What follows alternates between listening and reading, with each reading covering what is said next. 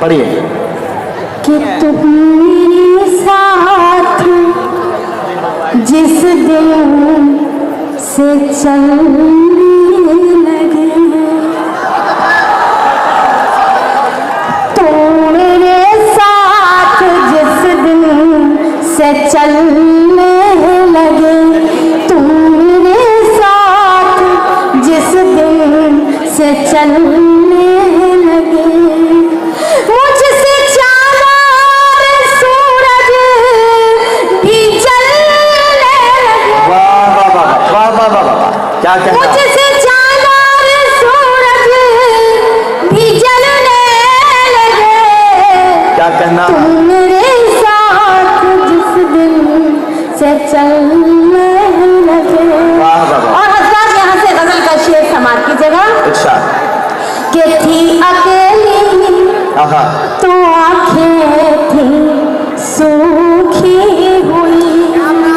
थी शेर समाप्त अकेली तो आंखें थी सूखी बहुत हुई। अच्छा सुन रहे हैं आप लोग। कि थी अकेली तो आंखें थी सूखी हुई। क्या कहना।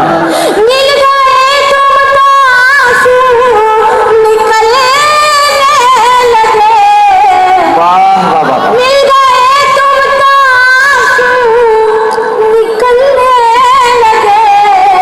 वाह। मिल गए तुम तो आंसू निकलने लगे। वाह। और हजरत ये गजल का शेर मुझे बेइंतहा पसंद है। इरशाद। उम्मीद करती हूँ कि आप पसंद फरमाएंगे और बहुत से नवाज देंगे। इरशाद।